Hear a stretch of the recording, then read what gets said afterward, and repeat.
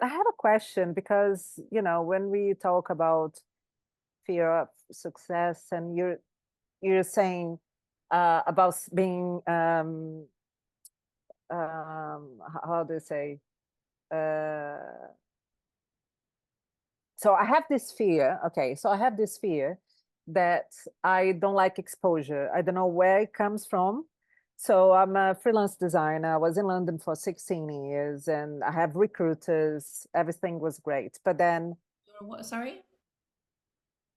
What is your I'm business? a so I'm a freelance designer. Lovely. Uh, but since the pandemic, I've moved to Lisbon, and but then with remote work was okay, but everyone wants things to be hybrid, right? So things have been really hard for me. Um, so instead of relying on recruiters, I have to maybe go on LinkedIn, but I never do that. I still, just as Heather was saying, oh, I'll be okay. Someone's going to give me a call. I've been doing that for such a long time that work is going to come.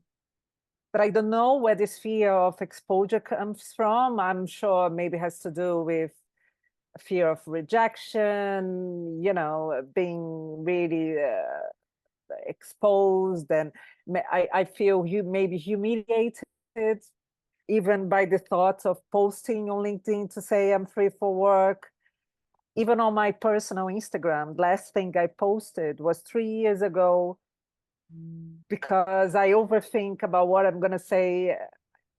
I'm really getting stuck with, I don't know if I'm a very anxious person. I'm not sure what's going on, but it's really affecting me, this fear of exposure. I don't know.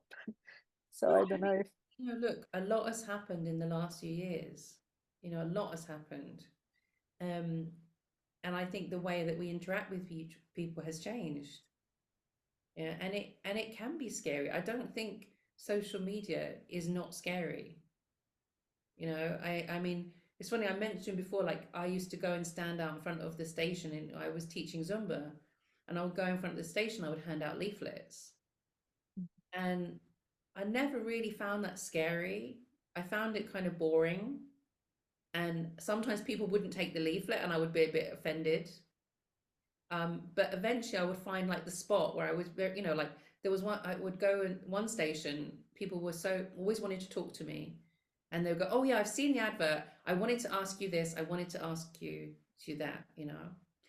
But that in a lot of ways is a lot easier than doing it on social media. And I don't know about you, but I have had a lot of negativity and really inappropriate stuff online.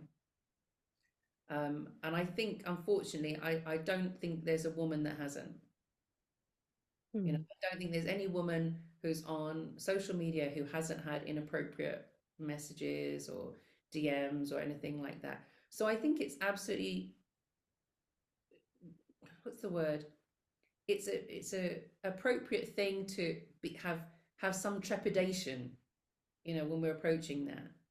Whether we're afraid that people are gonna just ignore us, or we're afraid that people are gonna be like a crazed super fan, you know, and and that can happen, in business like anything else. People, I love you, I love you, I love you. Oh, you're so great, you're so great. We have these crazy fans, and that can happen.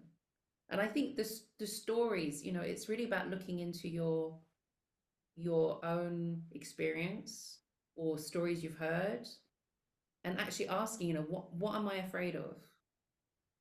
What am I actually afraid of? Because you're the only one that knows like how you feel. I'm afraid of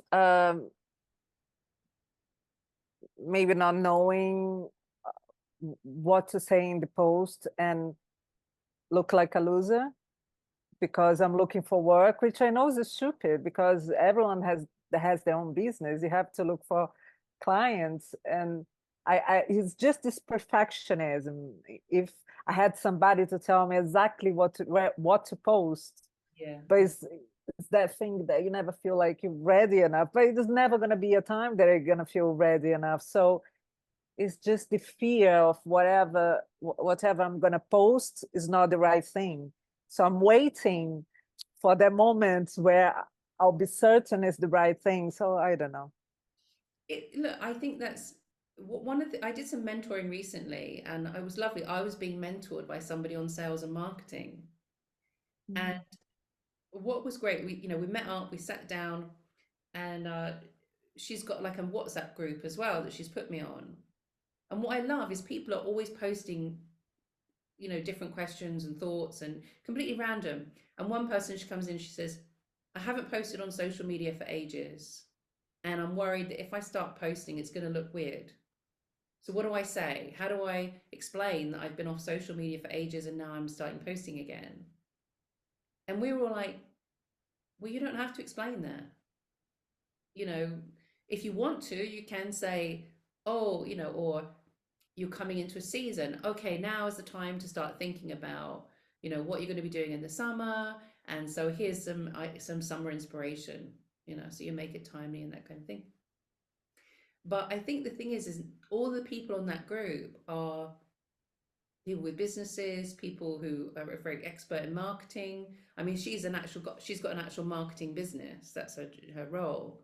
And everybody feels nervous and everybody has, feels like a loser. Everybody, when they put stuff out, they go, oh my God, and I tell you who I'm really inspired by at the moment is, I don't know if you have Amazon Prime. And I watched the new film by Jennifer Lopez. Ah, okay. And then there's a documentary about making it and the behind the scenes when she's making it and the amount of self-doubt of like everyone's going to think this about me, everyone's going to think I'm such a loser, for um, making my own movie, for promoting my own music, for promoting my album. Everyone's saying this about me, and and she's like in tears of like, what am I doing? What am I doing? Like, I don't have to do this. I've got all this success. I've got this fame. Why am I putting myself out there? Why am I making a fool of myself? I'm 55 years old and I'm standing here with all these 20-year-old dancers, and I am not 20, and everyone's going to look at my dancing and and criticize me. And somebody will.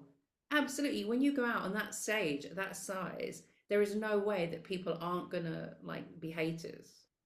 There's no way that she's not going to get criticism, because you can't do something that big and have no criticism. It's just not going to happen. But it's like, who cares? Who cares what they think, really? It's like, yeah, somebody thinks you're a loser, so what? They're not your cup of tea. They're not the right person for you if they think that. And maybe, when you start, you are going to be a little bit rusty. I'm and I think sometimes you just have to care about things enough to make a mess of it. Like if you start cooking again, oh my gosh, my cooking at the beginning of the pandemic, right? Because I hadn't had a kitchen for ages. And I started making pancakes, and they were like the world's worst pancakes. I mean, they were so bad. I sent a picture to my mom. I was like, I made this.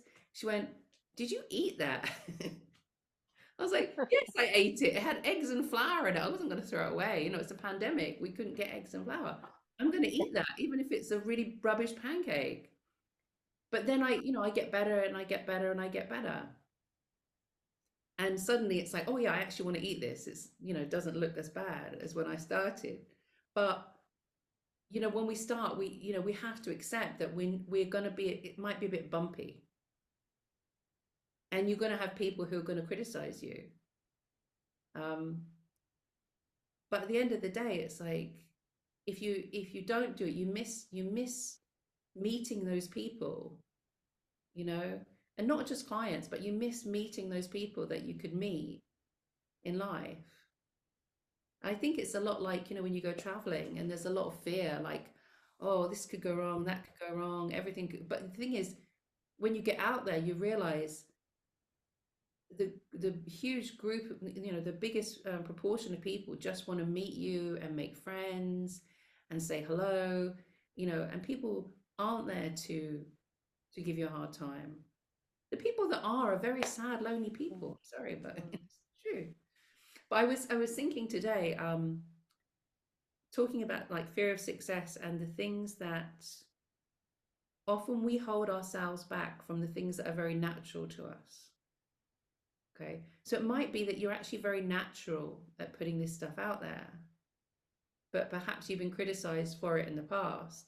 So you kind of hold back. And I was thinking about sales and marketing because my first job out of university, we had this great salesperson. She's like one of the best in film sales. And I didn't really understand what she was doing because she would come into the office and she spoke Spanish, French, and Italian.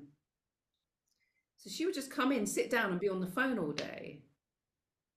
And I was like, what is she doing? I'm working really hard all day on the computer and everything. And she's just sitting there on the phone all day long. And it took me a really long time to understand that's what she was talking to people in the business. And whenever we went to the film festivals, she would have lunches and dinners and drinks and all this. And she didn't have meetings, but she got all the big deals, because she was just being herself. And she was just chatting and being relaxed and I think that's the thing, is that sometimes we think it has to be very professional. We think it has to be very like, I have to say something about the business, or she was just talking about the kids, or some gossip about films, and she did great.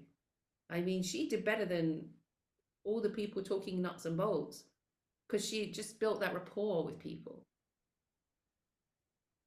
Right. Do you think that you're quite good at building that rapport with people in real life? Um, I'm not sure. Mm. I'm not sure. But it's interesting that you're saying, because maybe I have to find the content that I'm comfortable to share and then throw out there that I'm available to work, rather than say, I'm free to work, because I guess that's very, um, yeah, I think Can you it's, share? Sorry, you go for it, Claudia. I was going to say, can you share some like testimonials from previous clients or like pictures? Because it's your own work, so it's just like it can then naturally fall. Like these are some of my past clients, and then in the caption you can say, just message me if you want to get in touch. I have limited spaces available or something like that. So you're letting your work speak for you. I have to say, Um, Claudia is so good at this. You should follow her on Instagram and look at what right. Claudia does, because every time I feel like I need to do more, it's usually because Claudia's just posted something and I go, she's doing this. I should do more. I need to be more like Claudia. So she's a Yeah. very good person but to. I feel like I don't post anywhere near often enough. But it's so funny because you get in your own head. You're like, oh, but they're saying I should post X, Y, Z times a week, and I'm not doing that. But then it will be like someone, like one of my friends, will be like, oh, I saw that episode of your podcast about a few weeks ago. It was exactly what I needed to hear. And like, but then internally, you're like, oh, but I missed a week. So Mm, Yeah, yeah, it's exactly. really easy to get caught up, isn't Yeah, it? when you see people posting, you think, oh my God, it's great that they are doing that. You don't think they're losers. But there's something in me to share my own work. I feel like I'm Mm. arrogant. I don't know what the heck, goes wrong with me. I just cringe, just the thought of. The other day I was actually having a chat with a freelance designer, and I was chatting to her about her accountant. And I picked her brains on it, and she was saying, every time I post something, I cringe every time. So it's good to know that it's not just me